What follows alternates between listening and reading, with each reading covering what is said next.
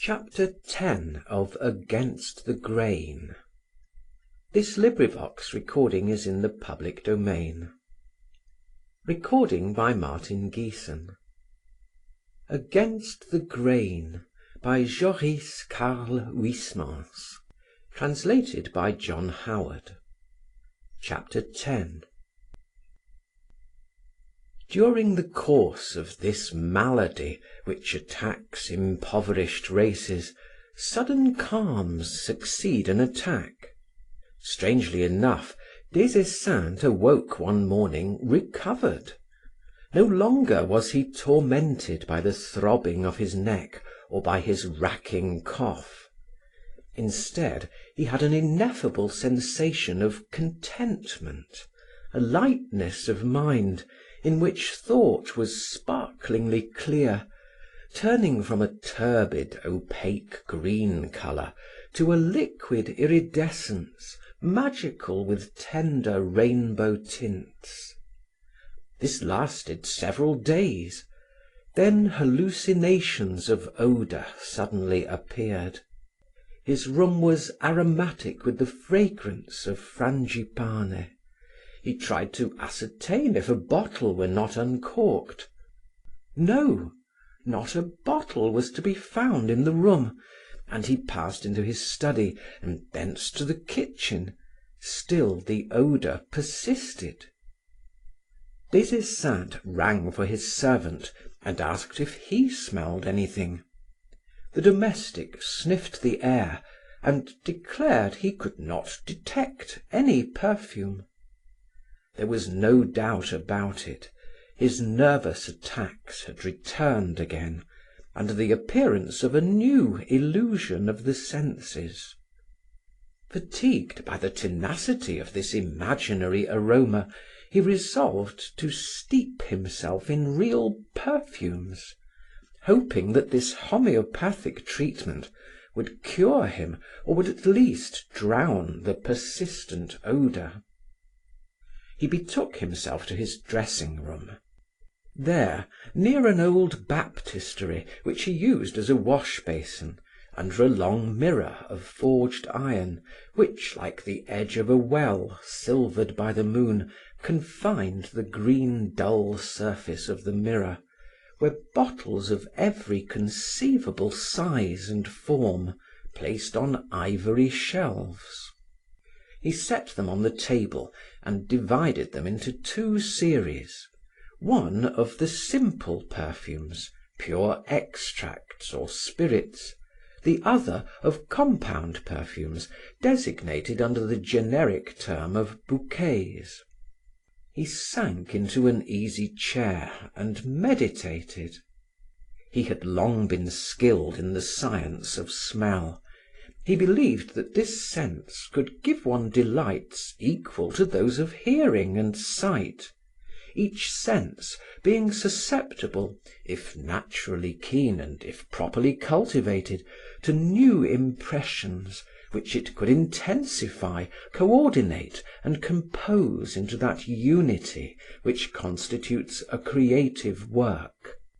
And it was not more abnormal and unnatural that an art should be called into existence by disengaging odors than that another art should be evoked by detaching sound waves or by striking the eye with diversely colored rays. But if no person could discern, without intuition developed by study, a painting by a master from a daub, a melody of Beethoven from one by Clapisson, no more could anyone at first, without preliminary initiation, help confusing a bouquet invented by a sincere artist with a pot pourri made by some manufacturer to be sold in groceries and bazaars. In this art, the branch devoted to achieving certain effects by artificial methods particularly delighted him. Perfumes, in fact, rarely come from the flowers whose names they bear. The artist who dared to borrow nature's elements would only produce a bastard work which would have neither authenticity nor style, inasmuch as the essence obtained by the distillation of flowers would bear but a distant and vulgar relation to the odour of the living flower wafting its fragrance into the air. Thus, with the exception of the inimitable jasmine, which it is impossible to counterfeit, all flowers are perfectly represented by the blend of aromatic spirits, stealing the very personality of the model, and to it adding that nuance the more, that heady scent, that rare touch which entitled a thing to be called a work of art. To resume, in the science of perfumery, the artist develops the natural odour of the flowers, working over his subject like a jeweller refining the lustre of a gem and making it precious. Little by little, the arcana of this art, most neglected of all, was revealed to Des Esseintes, who could now read this language, as diversified and insinuating as that of literature, this style with its unexpected concision under its vague flowing appearance. To achieve this end, he had first been compelled to master the grammar and understand the syntax of odours, learning the secret of the rules that regulate them, and once familiarized with the dialect, he compared the works of the masters, of the Atkinsons and Lubins, the Chardins and Violets, the Legrands and Pièces. Then he separated the construction of their phrases, weighed the value of their words and the arrangement of their periods. Later on, in this idiom of fluids, experience was able to support theories too often incomplete and banal. Classic perfumery, in fact, was scarcely diversified, almost colourless and uniformly issuing from the mould cast by the ancient chemists. It was in its dotage, confined to its old alembics, when the Romantic period was born, and had modified the old style, rejuvenating it, making it more supple and malleable. Step by step, its history followed that of our language. The perfumed Louis XIII style, composed of elements highly prized at that time, of iris powder, musk, chive, and myrtle water, already designated under the name of water of the angels, was hardly sufficient to express the cavalier graces, the rather crude tones of the period, which certain sonnets of Saint-Amand have preserved for us. Later, with myrrh and olibanum, the mystic odours, austere and powerful, the pompous gesture of the great period, the redundant artifices of oratorial art, the full, sustained, harmonious style of Bossuet, and the masters of the pulpit were almost possible. Still later, the sophisticated, rather bored graces of French society under Louis XV more easily found their interpretation in the almond, which in a manner summed up this epoch. Then, after the ennui and jadedness of the First Empire, which misused eau de cologne and rosemary, perfumery rushed, in the wake of Victor Hugo and Gautier, towards the Levant. It created oriental combinations, vivid Eastern nosegays, discovered new intonations, antitheses which until then had been unattempted, selected and made use of antique nuances which it complicated, refined and assorted. It resolutely rejected that voluntary decrepitude to which it had been reduced by the Malesherbes, the Boileaus, the Andrieuxs, and the Baour Lormians, wretched distillers of their own poems. But this language had not remained stationary since the period of 1830. It had continued to evolve, and, patterning itself on the progress of the century, had advanced parallel with the other arts. It too had yielded to the desires of amateurs and artists, receiving its inspiration from the Chinese and Japanese, conceiving fragrant albums, imitating the takeoka, bouquets of flowers, obtaining the odour of rondelicia from the blend of lavender and clove, the peculiar aroma of Chinese ink from the marriage of patchouli and camphor, the emanation of Japanese hovenia by compounds of citron, clove and neroli. Des Esseintes studied and analysed the essences of these fluids, experimenting to corroborate their texts. He took pleasure in playing the role of a psychologist for his personal satisfaction, in taking apart and reassembling the machinery of a work, in separating the pieces forming the structure of a compound exhalation, and his sense of smell had thereby attained a sureness that was all but perfect.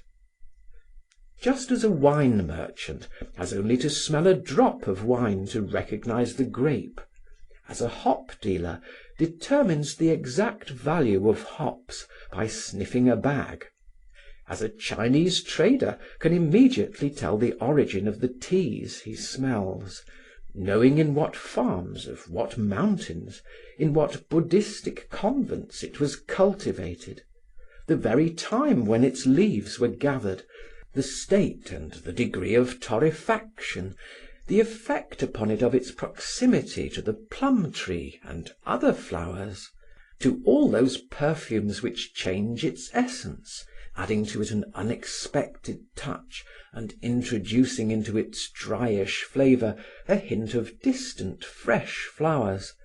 Just so could Des Esseintes, by inhaling a dash of perfume, instantly explain its mixture and the psychology of its blend, and could almost give the name of the artist who had composed and given it the personal mark of his individual style.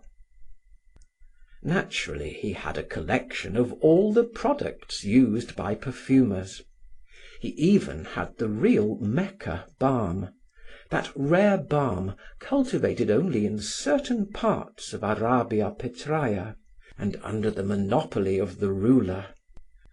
Now, seated in his dressing room in front of his table, he thought of creating a new bouquet, and he was overcome by that moment of wavering confidence familiar to writers when, after months of inaction, they prepare for a new work. Like Balzac, who was wont to scribble on many sheets of paper so as to put himself in a mood for work, Des Esseintes felt the necessity of steadying his hand by several initial and unimportant experiments.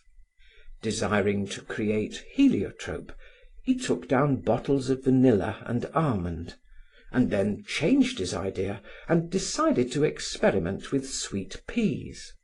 He groped for a long time, unable to effect the proper combinations, for orange is dominant in the fragrance of this flower. He attempted several combinations and ended in achieving the exact blend by joining tuberose and rose to orange, the whole united by a drop of vanilla. His hesitation disappeared. He felt alert and ready for work. Now he made some tea by blending cassie with iris. Then, sure of his technique, he decided to proceed with a fulminating phrase whose thunderous roar would annihilate the insidious odour of almond still hovering over his room. He worked with amber and with Tonkin musk, marvellously powerful. with patchouli, the most poignant of vegetable perfumes whose flower, in its habitat, wafts an odour of mildew. Try what he would, the 18th century obsessed him. The pannier robes and furbelows appeared before his eyes. Memories of Boucher's Venus haunted him. Recollections of Thémidore's romance, of the exquisite Rosette, pursued him. Furious, he rose and, to rid himself of the obsession, with all his strength he inhaled that pure essence of spikenard, so dear to Orientals and so repulsive to Europeans because of its pronounced odour of valerian. He was stunned by the violence of the shock. As though pounded by hammer strokes, the filigranes of the delicate odour disappeared. He profited by the period of respite to escape the dead centuries, the antiquated fumes, and to enter, as he formerly had done, less limited or more recent works. He had of old loved to lull himself with perfumes. He used effects analogous to those of the poets, and employed the admirable order of certain pieces of Baudelaire, such as Irréparable and Le Balcon, where the last of the 5 lines composing the strophe is the echo of the first verse, and returns like a refrain to steep the soul in infinite depths of melancholy and languor. He strayed into reveries evoked by those aromatic stanzas, suddenly brought to his point of departure, to the motive of his meditation, by the return of the initial theme, reappearing at stated intervals in the fragrant orchestration of the poem. He actually wished to saunter through an astonishing, diversified landscape, and he began with a sonorous, ample phrase that suddenly opened a long vista of fields for him. With his vaporizers, he injected an essence formed of ambrosia, lavender and sweet peas into this room. This formed an essence which, when distilled by an artist, deserves the name by which it is known: extract of wild grass. Into this he introduced an exact blend of tuberose, orange flower and almond, and forthwith artificial lilacs sprang into being, while the linden trees rustled, their thin emanations, imitated by extract of London tilia, drooping earthward. Into this decor, arranged with a few broad lines, receding as far as the eye could reach, under his closed lids, he introduced a light rain of human and half feline essences, possessing the aroma of petticoats, breathing of the powdered painted woman, the stephanotis, ayapanna, opoponax, champaca, sarcanthus and cypress wine, to which he added a dash of syringa, in order to give to the artificial life of paints which they exhaled a suggestion of natural dewy laughter and pleasures enjoyed in the open air. Then, through a ventilator, he permitted these fragrant waves to escape, only preserving the field, which he renewed, compelling it to return in his strophes like a ritornello. The women had gradually disappeared. Now the plain had grown solitary. Suddenly, on the enchanted horizon, factories appeared, whose tall chimneys flared like bowls of punch.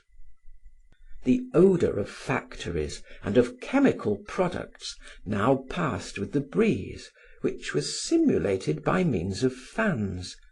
Nature exhaled its sweet effluvia amid this putrescence. Des Esseintes warmed a pellet of storax, and a singular odour, at once repugnant and exquisite, pervaded the room. It partook of the delicious fragrance of jonquil and of the stench of gutta percha and coal oil. He disinfected his hands, inserted his resin in a hermetically sealed box, and the factories disappeared. Then, among the revived vapours of the lindens and meadow grass, he threw several drops of new mown hay, and amid this magic sight, for the moment despoiled of its lilacs, sheaves of hay were piled up, introducing a new season and scattering their fine effluence into these summer odours. At last, when he had sufficiently enjoyed this sight, he suddenly scattered the exotic perfumes, emptied his vaporizers, threw in his concentrated spirits, poured his balms, and in the exasperated and stifling heat of the room there rose a crazy, sublimated nature, a paradoxical nature which was neither genuine nor charming, reuniting the tropical spices and the peppery breath of Chinese sandalwood and Jamaica hedyosmia with the French odours of jasmine, hawthorn and verbena. Regardless of seasons and climates, he forced trees of diverse essences into life, and flowers with conflicting fragrances and colours. By the clash of these tones, he created a general, nondescript, unexpected, strange perfume in which reappeared, like an obstinate refrain, the decorative phrase of the beginning, the odour of the meadows fanned by the lilacs and lindens.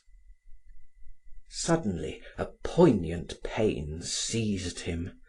He felt as though wimbles were drilling into his temples. Opening his eyes, he found himself in his dressing room, seated in front of his table. Stupefied, he painfully walked across the room to the window, which he half opened. A puff of wind dispelled the stifling atmosphere which was enveloping him. To exercise his limbs, he walked up and down, gazing at the ceiling, where crabs and sea wracks stood out in relief against a background as light in colour as the sands of the seashore. A similar decor covered the plinths and bordered the partitions, which were covered with Japanese sea-green crepe, slightly wrinkled, imitating a river rippled by the wind. In this light current swam a rose petal, around which circled a school of tiny fish, painted with 2 strokes of the brush. But his eyelids remained heavy. He ceased to pace about the short space between the baptistery and the bath. He leaned against the window. His dizziness ended. He carefully stopped up the vials and used the occasion to arrange his cosmetics. Since his arrival at Fontenay, he had not touched them, and now was quite astonished to behold once more this collection formerly visited by so many women. The flasks and jars were lying heaped up against each other.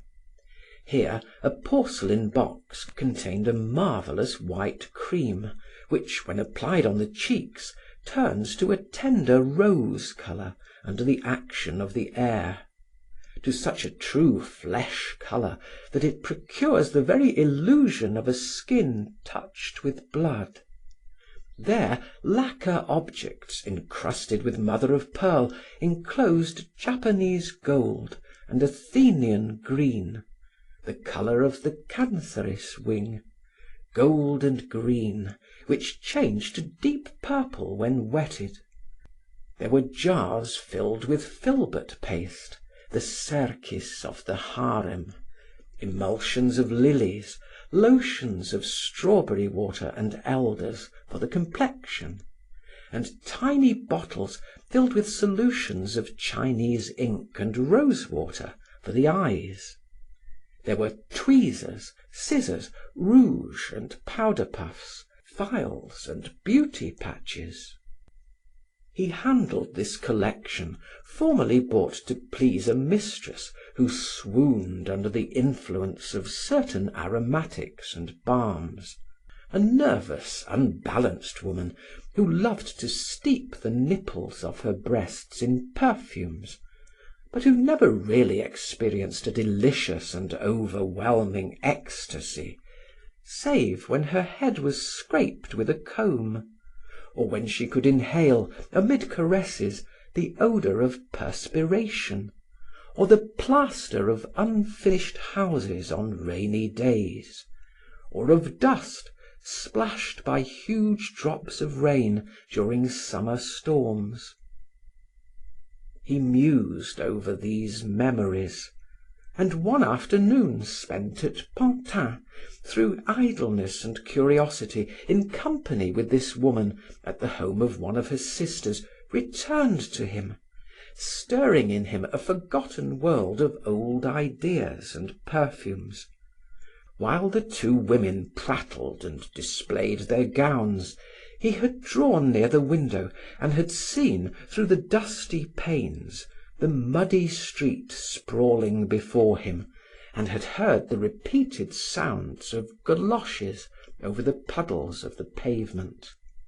This scene, already far removed, came to him suddenly, strangely and vividly. Pantin was there before him, animated and throbbing in this greenish and dull mirror into which his unseeing eyes plunged. A hallucination transported him far from Fontenay.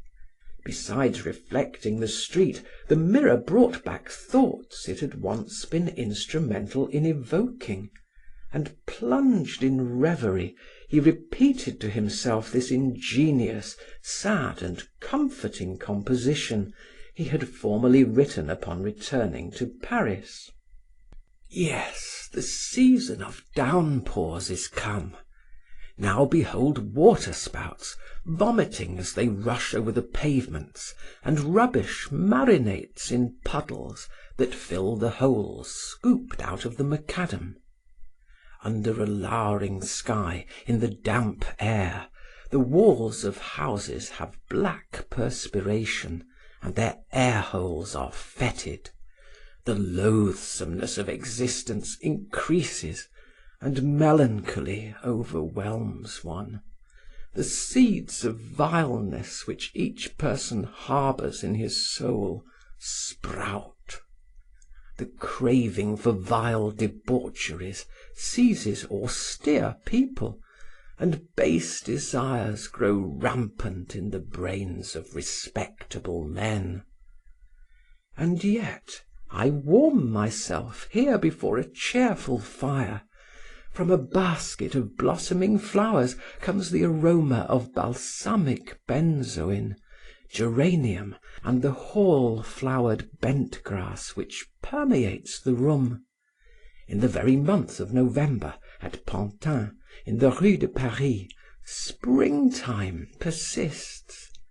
Here in my solitude I laugh at the fears of families which, to shun the approaching cold weather, escape on every steamer to Cannes and to other winter resorts. Inclement nature does nothing to contribute to this extraordinary phenomenon. It must be said that his artificial season at Pantin is the result of man's ingenuity. In fact, these flowers are made of taffeta and are mounted on wire.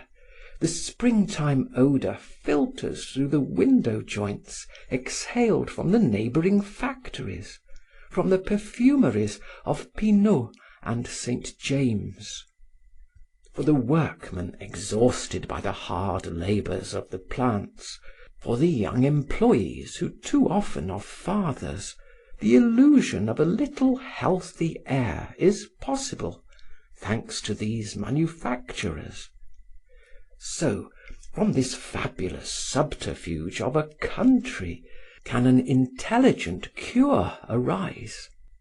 The consumptive men about town who are sent to the south die, their end due to the change in their habits, and to the nostalgia for the Parisian excesses which destroyed them.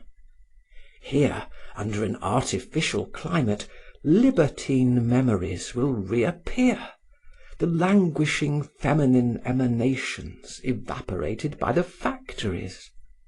Instead of the deadly ennui of provincial life, the doctor can thus platonically substitute for his patient the atmosphere of the Parisian women and of boudoirs.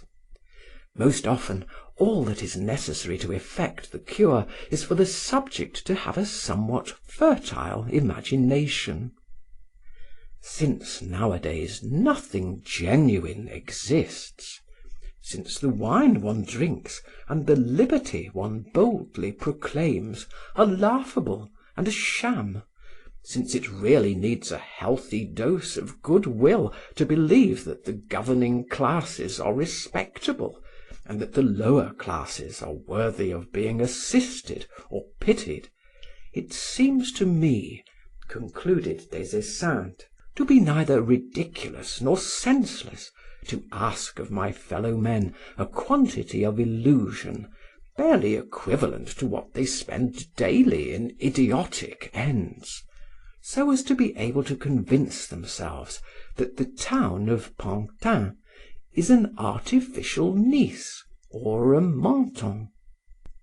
But all this does not prevent me from seeing, he said, forced by weakness from his meditations, that I must be careful to mistrust these delicious and abominable practices, which may ruin my constitution.